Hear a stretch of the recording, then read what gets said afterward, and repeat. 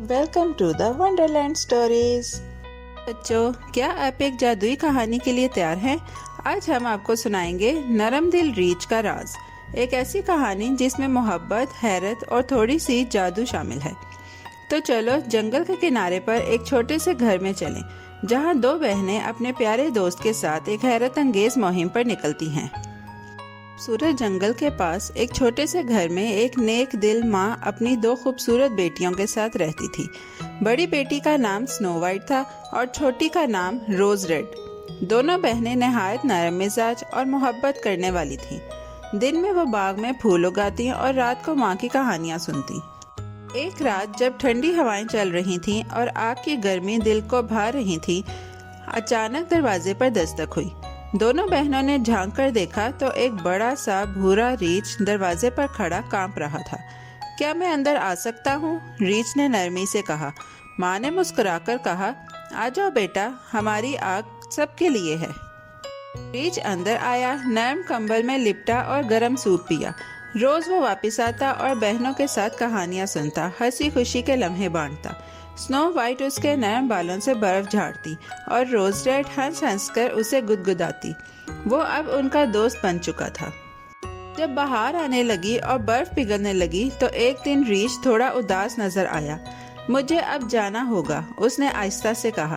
جنگل میں ایک خاص خزانے کی حفاظت کرنا میری ذمہ داری ہے۔ بہنوں نے اسے گلے لگایا اور نرمی سے رخصت کیا۔ ایک دن جنگل میں پھل چنتے ہوئے انہیں ایک عجیب آواز سنائی دی۔ ایک ننھا سا بونا درخت کی جڑوں میں پھنس گیا تھا۔ اس کی داڑھی زمین میں الجھ گئی تھی۔ مدد کرو، مجھے نکالو، اس نے پکارا۔ روز ریڈ نے پیار سے تھوڑا سا کاٹ کر اسے آزاد کیا۔ بونا شکر گزار نظر نہ آیا، بس جلدی سے وہاں سے چل دیا۔ اگلے دن ندی کے پاس بھی ایسی ہی آواز آئی۔ وہی بونا اس بار جال میں پھنس گیا تھا۔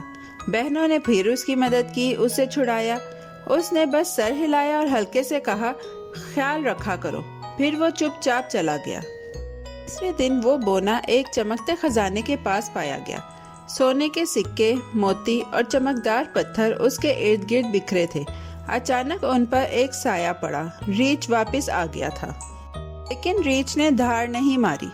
اس نے ایک ہلکی سی سانس لی اور روشنی کی چمک میں ایک خوبصورت شہزادے میں بدل گیا۔ یہ بونا جادوگر ہے جس نے مجھ پر جادو کر کے مجھے ریچھ بنا دیا تھا، شہزادے نے بتایا، لیکن تمہاری نیکی نے اس جادو کو توڑ دیا۔ اسی لمحے ایک اور شہزادہ گھوڑے پر آیا اور پہچان گیا کہ یہ یہی بہنیں ہیں جنہوں نے اس کے بھائی کی مدد کی تھی۔ آپ نے بغیر کسی لالچ کے ہماری مدد کی، انہوں نے کہا۔ بہنیں شرما گئیں، لیکن دل خوشی سے بھر گئے۔ کچھ دنوں بعد محل میں خوبصورت تقریب ہوئی۔ دونوں شہزادے بہنوں سے شادی کرنا چاہتے تھے۔ محل کہکہوں، خوشبوؤں اور محبت سے بھر گیا، اور اس طرح دونوں بہنیں راجکماری بن گئیں اور اپنے نئے گھروں میں خوش و خرم زندگی گزارنے لگیں۔ بچوں، اس کہانی سے ہمیں کیا سیکھنے کو ملتا ہے؟ یہی کہ نرمی اور مہربانی سب سے بڑی طاقتیں ہیں۔ کسی کی مدد کرنا، دل سے مسکرانا اور اچھے دوست بننا، یہی وہ جادو ہے جو دنیا کو خوبصورت بناتا ہے۔ پیارے بچوں، کیسی لگی آپ کو یہ کہانی؟ ایسی ہی مزیدار کہانیاں سننے کے لیے ہمارے چینل کو لائک، سبسکرائب اور شیئر کرنا مت بھولیے گا۔ Bye bye.